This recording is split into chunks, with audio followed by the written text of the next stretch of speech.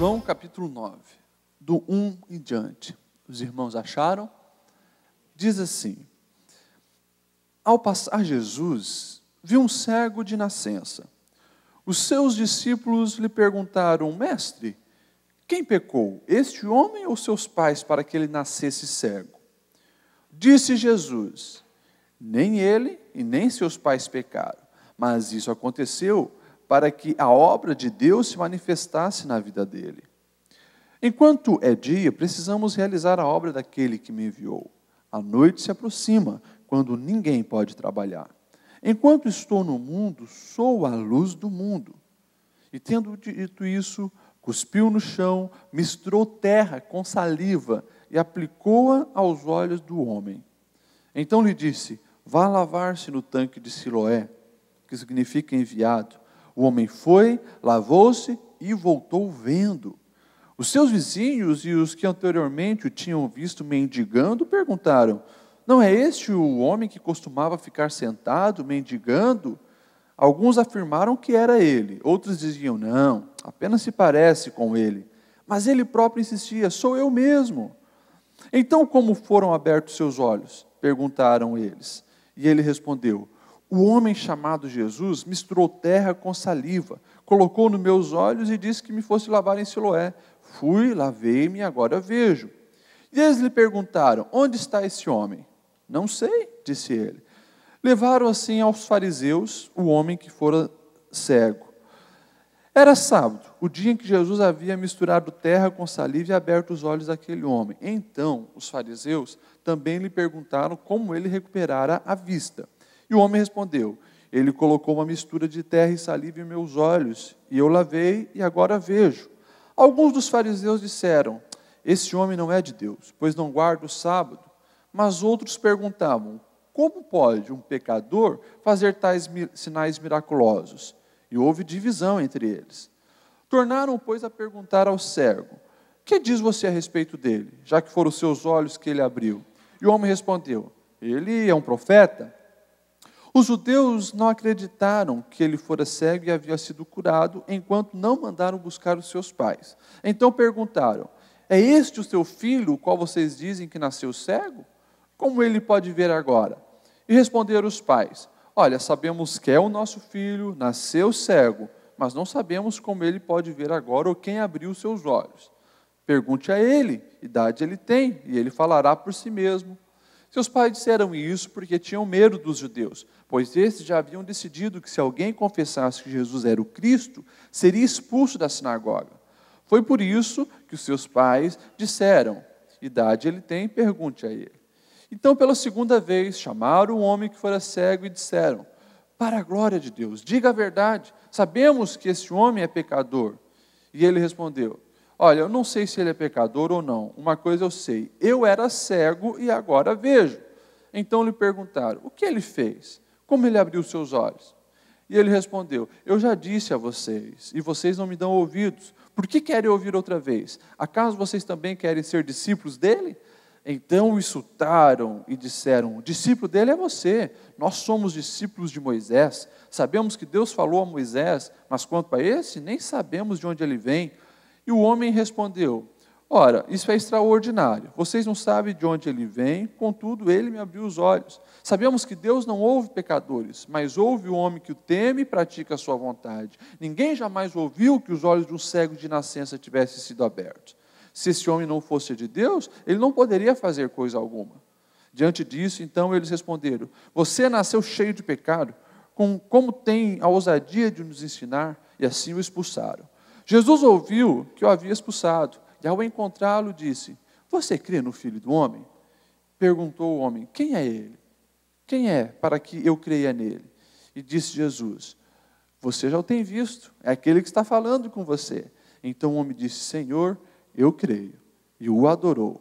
E disse Jesus: eu vim a este mundo para julgamento, a fim de que os cegos vejam, que os que veem se tornem cegos. Alguns fariseus que estavam com ele, então, ouviram dizer isso e perguntaram: acaso nós também somos cegos? E disse Jesus: se vocês fossem cegos, não seriam culpados de pecado, mas agora que dizem que pode ver, a culpa de vocês permanece. Amém? que ele está sentado, meus irmãos, e nós vamos refletir nessa passagem, aprender algumas coisas. Hoje eu vou pregar um pouquinho diferente. Vou pregar em cima dos versículos. Geralmente, eu coloco alguns tópicos e a gente reflete em cima dos tópicos. Tem algumas lições muito importantes nesse texto para a gente aprender. E é uma história exclusiva do Evangelho segundo escreveu João. João é o único que relata essa história, a história desse cego de nascença.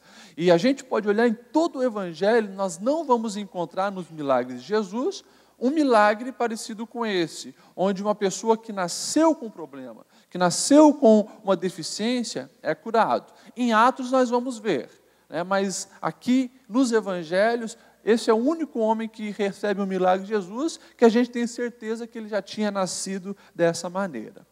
O versículo 1 ele diz assim: ao passar, Jesus viu um cego de nascença. Você parou para pensar numa pessoa nessa situação? Você parou para pensar num cego de nascença? Uma pessoa que nasceu cego e que não tem noção nenhuma de como é as coisas. Ele imagina com o seu tato, com o seu paladar, com os outros sentidos que funcionam, a audição, ele imagina como são as coisas, mas ele não tem referência nenhuma. Tudo é coisa da sua mente.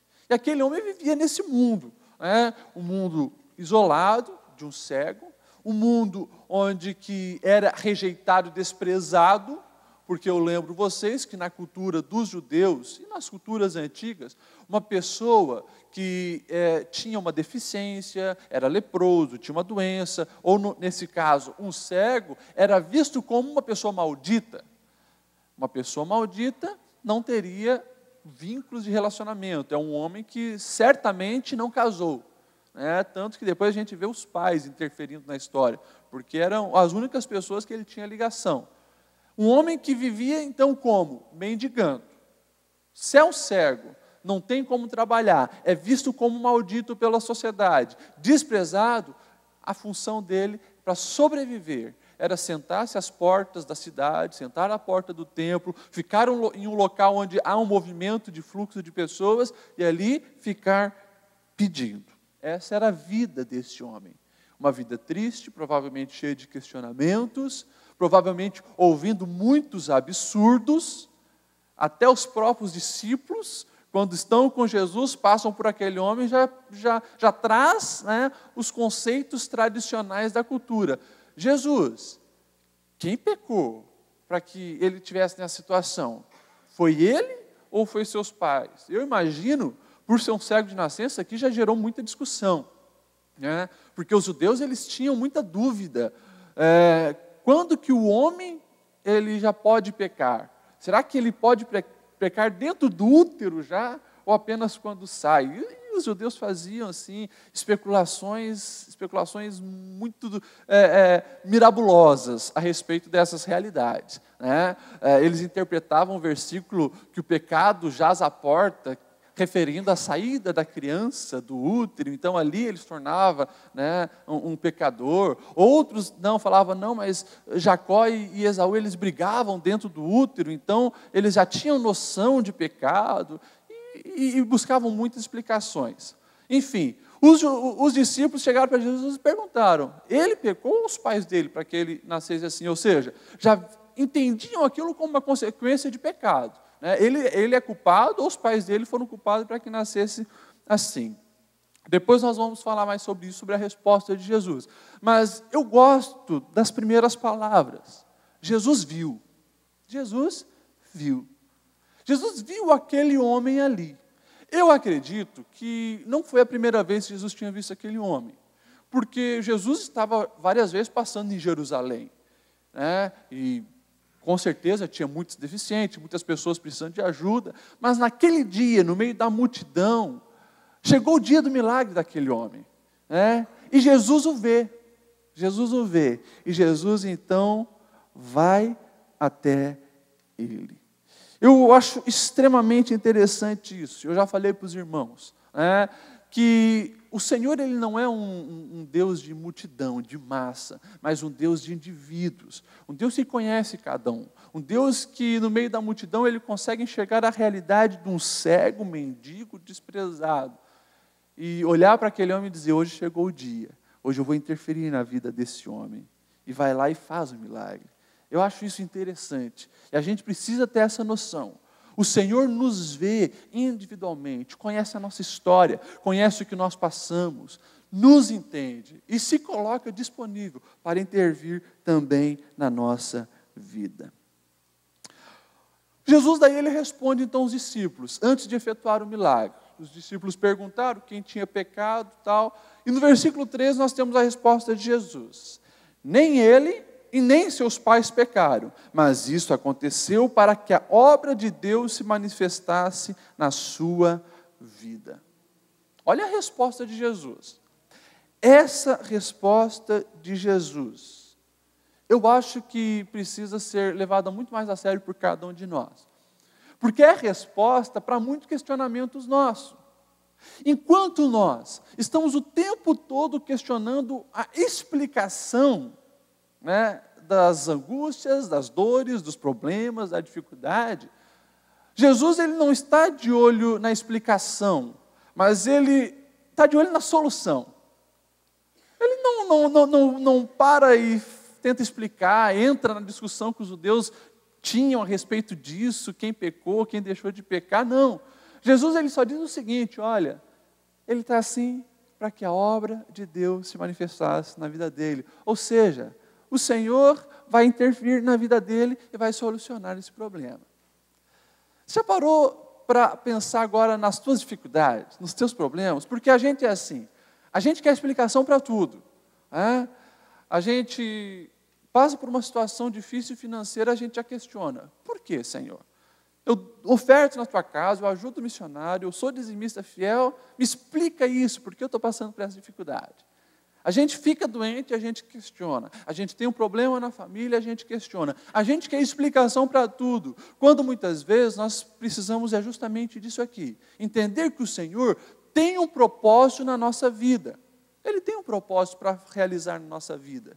E Ele, até mediante os problemas que nos acontecem, até mediante as angústias da nossa alma, as aflições que nós passamos, Ele tem solução.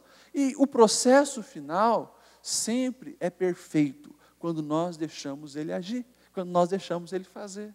Então, quando você estiver naquele momento de questionar, lembre-se dessa resposta de Jesus. Porque se você é um cristão verdadeiro, tem buscado fazer a vontade do Senhor, você pode ter certeza que a resposta que Ele deu para esse homem, para os discípulos a respeito desse homem, é a mesma resposta para as nossas angústias. Por que eu estou passando por isso, Senhor? Para que a obra dele se revele em nós. Simples assim. Então, na verdade, a gente nem deveria tanto usar o porquê, mas sim o para quê, É justamente para isso, para que a obra dele se manifeste em nossas vidas. Então, nós precisamos ter essa certeza, que o Senhor, em todas as coisas, Ele faz cooperarem para o nosso bem. Não quer dizer que o Senhor se agrada com as nossas angústias, com as nossas mazelas. Mas eu lembro vocês, o principal propósito da nossa vida, eu já falei isso algumas vezes para os irmãos. Se você tem alguma dúvida, por que você existe, resume-se numa frase só. Você existe para ser parecido com Cristo. O desejo do Senhor para a sua vida é esse, é que nós venhamos ser parecidos com Cristo. Ele é o nosso referencial de vida. Às vezes nós vemos cristãos buscando tanta coisa, faz isso, faz aquilo, traça 300 objetivos e se esquece do principal. O objetivo de cada cristão é se tornar parecido com Cristo. E todas as coisas, quando Paulo está dizendo isso, ele diz, olha, todas as coisas cooperam para o bem, daqueles que amam a Deus, aqueles que desejam viver segundo o seu propósito, e o propósito de Deus é esse. Então, as mazelas, as dores, as angústias, os problemas familiares, os problemas de calúnia, os problemas de acusação, os problemas de desprezo, tudo que nós passamos é para que a obra do Senhor se manifeste em nossa vida, para que nós venhamos estar moldados segundo o padrão perfeito de Jesus. Isso aqui é fantástico. Nós precisamos aprender isso muito mais e levar mais a sério essa resposta de Jesus. Quando a gente perguntar uma explicação, lembre-se, Jesus ele já está de olho na solução. E a solução é essa. A continuidade no versículo 6 diz assim: tendo dito isto, Jesus ele cospe no chão, faz uma laminha ali com a terra, que coisa muito higiênica, né? E pega aquele lodo e esfrega no olho do cego. E daí diz para ele, agora você vai lavar-se lá no tanque de Siloé. E a Bíblia diz que o homem foi. Nós já vimos aqui Jesus agindo de maneira muito estranha, sempre. Na última reflexão nossa sobre o leproso, Jesus toca no leproso, não sai correndo que nem toda a multidão. E aqui, mais uma vez, Jesus agindo de uma maneira absurda. Jesus cospe no chão e passa o lodo. Para nós é mais absurdo do que para aquela época. Naquela época existia murmúrios da cultura greco-romana que a saliva ela tinha um poder curador. Saliva de reis, saliva de pessoas importantes tinha um poder curador. E se você pegar alguns historiadores romanos, como Plínio, você vai ver Plínio, nos seus artigos, ele separando um capítulo todo para falar do poder curador do cuspe, da saliva, de pessoas importantes. Existia mitos de que pessoa em jejum também, a saliva tinha um poder curador, enfim. Eu não entendo muito qual foi o propósito do Senhor, mas saliva é um negócio que não agrada muito. E ainda misturada com areia, com lodo, passada nos olhos, Jesus estava forçando aquele homem a tomar uma atitude. É isso que eu entendo. E claro, ao fazer isso, eu também vejo que Jesus queria ver até onde ia a vontade daquele homem de enxergar. E a gente vê que aquele homem, depois de sujo os olhos, ele vai, se lava e volta vendo. E tem uma outra coisa interessante aqui nesse milagre. Nós não vemos o cego clamando por Jesus para ser curado. Nós não vemos nenhuma pessoa chegando para Jesus intercedendo. Esse é um milagre que, mais uma vez, a gente fala sobre o olhar de Jesus. Jesus vê, vai lá, atende e faz o milagre. Ele não pediu. Ninguém ficou clamando, não tinha uma mãe prostrada aos pés clamando, Jesus, cura o meu filho. Não tinha um irmão, não tinha ninguém, nem os discípulos, ninguém. Jesus decidiu por si fazer o milagre na vida desse homem. Isso me ensina que a sensibilidade de Jesus, Jesus, ele faz coisas por nós, meus irmãos, que nós nem imaginamos. O Senhor, ele age ao nosso redor, ele age na nossa vida e trabalha de uma maneira que quando nós vemos o milagre já aconteceu.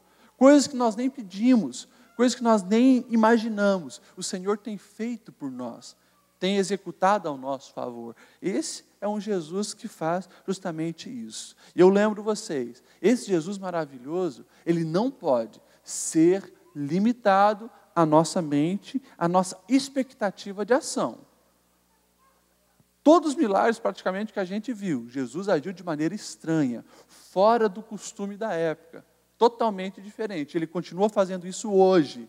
Portanto, naquilo que você precisa ver na sua vida acontecer, o milagre, não tente imitar o Senhor. Jesus primeiro dá o passo A, o passo B é esse, o passo C é esse. Não é uma receita, milagre não é como uma receita. Milagre é a gente ter fé e deixar o Senhor agir do jeito dele, a maneira dele. Ele é perfeito em tudo o que faz. Até mesmo quando cospe no chão e passa lodo no olho de alguém. Jesus é perfeito em tudo o que faz. A consequência, então, nós vemos o quê? O milagre de fato acontecendo. Aquele cego, ele tem que tomar uma atitude, porque nós também temos que ter uma atitude, ele vai lá e se lava no tanque de Siloé. Eu imagino essa cena, deve ser uma das cenas mais lindas, dos milagres de Jesus. Um homem que nunca tinha visto nada, ouvia o barulho da água, ouvia a voz das pessoas, mas não conhecia nada. Você imagina, aquele homem pela primeira vez, vendo a luz, vendo gente, vendo água, vendo talvez o reflexo dele, deve ter sido muito lindo, E ele se lava, volta vendo, e ele eu imagino que não conteve a euforia, a alegria. Naquele momento, ele nem vai correndo para Jesus, né, ver quem era aquele Jesus que tinha curado. Ele sai correndo e vai para sua casa, né? Eu sei que ele vai para casa porque a Bíblia diz que os vizinhos dele começam então agora a se perguntarem: esse não é o fulano que era cego? Não, não pode. Uns falavam: não, mas olha só, é o jeito dele. Outros diziam: não, é alguém que se parece com ele, deve ser um parente, né? Um primo, quem sabe, da mesma genealogia aí. Mas ele daí saía na frente das pessoas e dizia: sou eu mesmo, sou eu, aquele que era cego, eu estou vendo, sou eu mesmo. Irmãos, tem coisas que Deus faz na nossa vida que as pessoas que não conhecem não acreditam. Principalmente o maior milagre de todos, o milagre da salvação. A gente vê pessoas assim que viviam uma vida errada, uma vida que os outros olhavam e diziam: para isso não tem jeito, esse é o pior de todos, essa não tem mais condições. Mas o Senhor vai lá, faz o milagre, realiza, e as pessoas ficam assustadas, maravilhadas, a ponto de dizer: não pode que é o fulano. Não, essa não é a fulana que fazia aquilo, que praticava aquilo, que era daquele jeito. Mas é assim que o Senhor faz. O milagre que Ele faz, as maravilhas que Ele faz são tão grandes que chega a assustar aqueles que nem imaginam que o milagre de tal proporção possa acontecer. Mas para o nosso Senhor não é impossível. Ele faz dessa maneira coisas que os outros não acreditam. E as pessoas não estavam acreditando que era o mesmo homem. E ele tinha que estar dizendo o tempo todo: sou eu sou aquele que era cego e agora eu vejo. Então as pessoas aí assustadas, o que elas fazem? Precisamos levar aos nossos líderes. E levam então aos fariseus. Isso aqui, eu acho uma coisa muito interessante, né? Porque as pessoas não compreenderam o que estava acontecendo. Não compreenderam o que estava acontecendo. O homem nasceu cego, a vida toda cega, mendigando, parece que estava condenado àquilo ali, de repente aparece vendo. Gera uma confusão na mente das pessoas que conheciam aquele homem. E naquele momento de confusão, eles levam então para os líderes, né, para os líderes explicarem. Aqui é uma lição para a gente entender, né, para a gente refletir. Quando nós temos nosso questionamento, as nossas dúvidas, não sabemos explicar as coisas. Para quem nós estamos levando as nossas dúvidas? A quem nós estamos indo questionar? Quem são os teus conselheiros? Quem são aqueles que vão solucionar as suas dúvidas? E daí, pelo decorrer da história, nós vemos que aqui estavam os verdadeiros cegos, na posição de liderança. Na posição de liderança, mas eram homens totalmente cegos. Porque focam a tradição. Alguém te curou no sábado? Se alguém te curou no sábado, eu já sei que é um pecador. Ou seja, a confusão toda que eles criam em cima de uma tradição. Vidas não era importante. Não, você podia ter continuado cego, mendigando, sofrendo, não conhecendo a luz do dia. Problema teu. Agora, a lei não. A rigidez do sábado não podia ser quebrada. Os fariseus, por isso que Jesus chama eles de raça de víboras, pessoas que achavam que eram extremamente religiosos, mas que o Senhor Deus não suportava. Porque eles colocavam um fardo tão pesado, que nem eles e nem as outras pessoas conseguiam suportar. Os fariseus, eles distorceram muito, principalmente o quarto mandamento, que era guardar o sábado. Eles não deixavam as pessoas, né, naquela época, e segundo alguns escritos dos judeus, né, as sandálias, tinha alguns tipos de sandália. Umas eram amarradas e as outras tinham prego.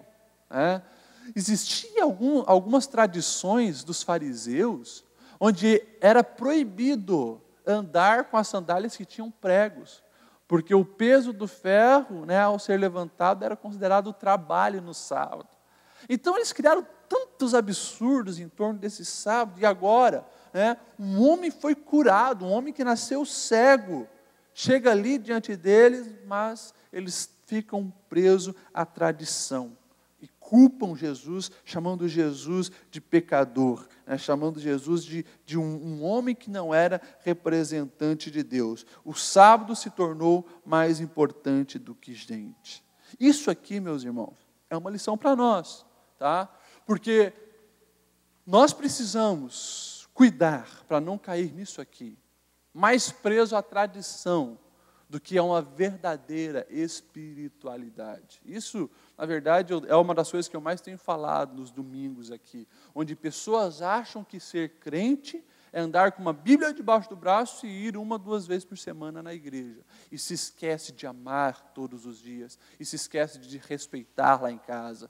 Pessoas que chegam aqui, até às vezes sobem na plataforma se dizendo santas, mas a gente olha para a esposa, uma mulher que não tem brilho no olhar. A gente olha para os filhos que não querem saber nada de Deus e das coisas de Deus, porque lá em casa o santo vira demônio.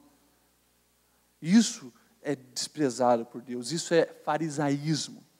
Isso é estar preso à tradição, à aparência, é querer mostrar-se santo, quando por dentro está podre. Então nós vemos aqui Jesus, os fariseus acusando Jesus, desprezando Jesus, falando diante daquele homem que Jesus era um pecador porque tinha quebrado o sábado. Eles então começam a discutir entre eles e a Bíblia deixa bem claro, João diz que há até divisão entre eles, porque claro, né, com esse tipo de atitudes vai ter divisão. Há divisão porque uns diziam, não, mas se ele é pecador, como que aconteceu um milagre desse? Né? Se ele não tem nada a ver com Deus, como é que pode? Alguém que não tem nada a ver com Deus fazer tais milagres. A gente vai ver lá na frente, né, o que Jesus chama de pecado contra o Espírito Santo, que não tem perdão. Quando os fariseus atribuem os milagres que Jesus fazia à ação demoníaca. Né, a ação demoníaca. Eles chegam nesse nível para tentar explicar o que estava acontecendo, os milagres de Jesus. E daí eles vão, chamam os pais daquele homem, né? E os pais dizem, olha, esse é o nosso filho. Antes nós sabíamos que ele nasceu cego, agora está vendo, mas ele tem idade. Se vocês querem questionar, pergunte a ele. Porque os fariseus estavam ali insistindo, o que aconteceu? Fala para a gente. E os pais sabiam que se eles afirmassem, né, alguma coisa a mais que os fariseus não gostassem, falassem alguma coisa boa de Jesus, eles estariam expulsos das sinagogas. Como judeu, não poderiam mais estar ali participando dos momentos de culto e celebração dos judeus. Chegaram novamente para o cego. Então, repita para a gente o que aconteceu, né, em nome de Deus, para a glória de Deus, ou seja, né, não minta, fala o que aconteceu. E daí nós vemos aqui um cego que era desprezado, que eu imagino a maioria das pessoas via como um homem desprezível. Ele dá um banho de teologia. Uma teologia muito simples, mas extremamente funcional. Né? Ele diz assim, olha, vocês já me perguntaram isso, né? Vocês parecem que não estão entendendo. Eu só sei uma coisa, eu era cego, agora eu vejo. E eu sei uma outra coisa, não tem como alguém que não seja de Deus fazer um milagre dessa proporção. Pronto, está simples, é a teologia dele. E o cego ele é um pouco mais ousado. Agora, eu imagino que vocês estão perguntando tanto, porque vocês também querem se tornar discípulos de Jesus. Aí os fariseus ficam loucos com ele, né? Expulsam ele. Nós somos seguidores de Moisés, e não desse homem. Desse homem é você que é seguidor. E assim expulsam ele, né, do meio lá daquela reunião que estava acontecendo. E aqui nós vemos, né, características de fariseu. Orgulhoso, desprezando os outros, preso na sua teologia mirabolante, mas não entendendo nada do que estava acontecendo. Mas ali, com o nariz empinado, achando que é alguma coisa. A gente precisa cuidar com isso, porque isso é desprezível aos olhos do Senhor. Atitude arrogante, achando que é alguma coisa. Então, nós vemos aquele homem ser expulso, né, daquela reunião dos fariseus, e daí eu vejo uma das partes mais lindas desse milagre que aconteceu. Nós vemos que Jesus, ele ouviu falar que aquele cego tinha sido expulso da reunião dos fariseus. E daí Jesus vai atrás dele. Está lá no versículo 25. E daí Jesus se encontra com ele e pergunta, você crê no Filho do Homem? Aquele jovem pergunta, mas quem é ele? Quem é esse Filho do Homem para que eu creia nele? E daí Jesus diz, você está falando com ele, você já conhece ele. E daí ele olhando para Jesus, ele diz, eu creio. Mas ele não fica só nas palavras, ele se joga de joelho e adora Jesus. Irmãos, tem lições lindas para a gente aprender aqui. Primeiro é isso, Jesus ele tinha feito um milagre físico naquele homem.